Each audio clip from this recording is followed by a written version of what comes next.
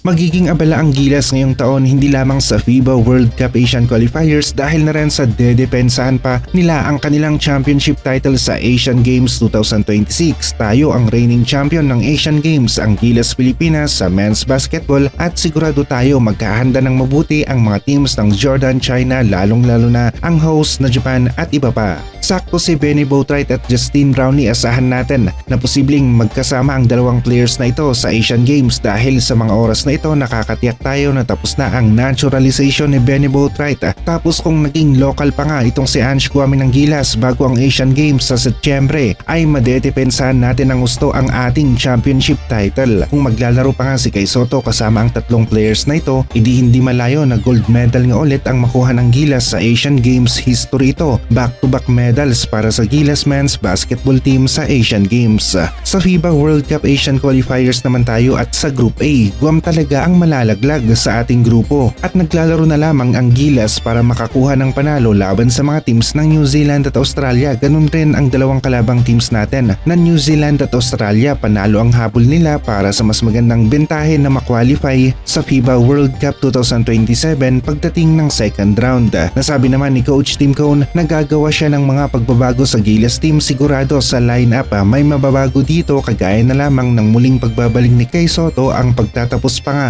ng naturalization ni Benny Boatwright at ang pagiging local ni Ange Kouame. Maging sa sistema baka mas sisimplihan nga rin ni Coach Tim Cone ayon na mismo sa kanya. Binalikan natin noon ang naging pahayag ng isa sa naging magaling na coach ng Australian Boomers na si Coach Brian Goorjian, at isa siya sa naging option nga na maging coach ng Gilas, na nagpahayag nga rin ng interes at paano nga kaya kung nag-iba ang takbo ng mga pangyayari at siya ang naging coach natin sa Gilas team. Mas lalakas nga kaya ang ating Gilas team? Ito ang tanong natin ngayon. Nag-stick naman tayo kay Coach Tim Cone dahil na rin sa sakto na maganda ang ipinakita niya sa Asian Games at history laban sa team ng Latvia ang sumunod. Hindi natin makakalimutan ito, tapos nagawa pa nating manalo laban sa team ng New Zealand sa tulong ng tactician na si Coach Tim Cone. 3 record-breaking wins ang binigay nito para sa Gilas. At sa tingin naman natin, ang problema talaga ay nakadesenyo ang kanyang plano at sistema given na kompleto ang kanyang Gilas players. Ang problema, hindi nga makomple-kompleto ang Gilas lineup niya. Merong isa o dalawang players na nawawala sa bawat laro ng Gilas, kaya naman nahihirapan rin itong si Coach Tim Cone sa adjustment.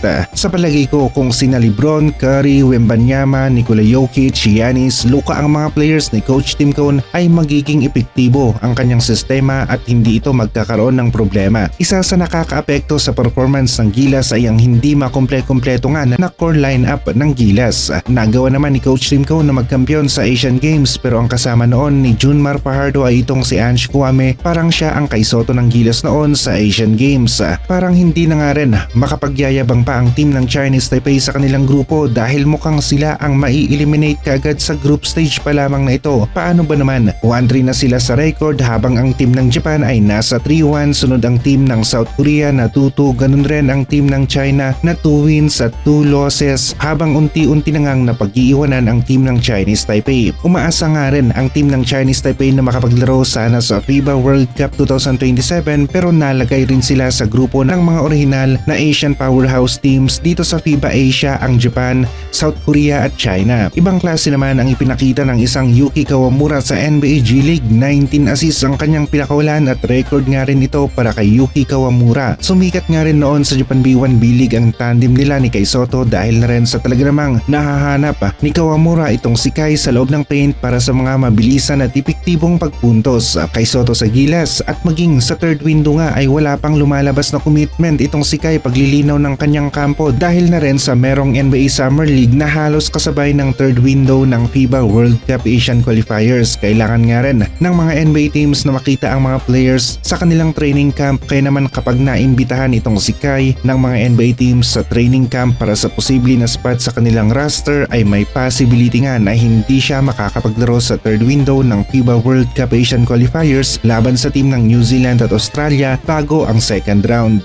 Maganda kung makakaisang panalo tayo laban sa team ng New Zealand o sa team ng Australia dahil magiging advantage ito para sa atin pagpasok ng second round dahil makakalaban rin ng Jordan, Iran, Syria ang mga teams ng Australia at New Zealand. Malakas na lineup o kumpletong lineup ito ang gusto natin na makita sa susunod na window ng FIBA World Cup Asian Qualifiers para sa Gilas team at sana lang talaga ay makapaglaro na rin itong si Kai Sotto para sa Gilas dahil iba pa rin ang pakiramdam ng mga Pinoy basketball fans kapag nakita nila nakabilang sa mga teams na maglalaro sa FIBA World Cup 2027 ang Gilas team. Kung kompleto naman ang players ni Coach Tim Cone, walang duda na kaya nating manalo laban sa team ng New Zealand.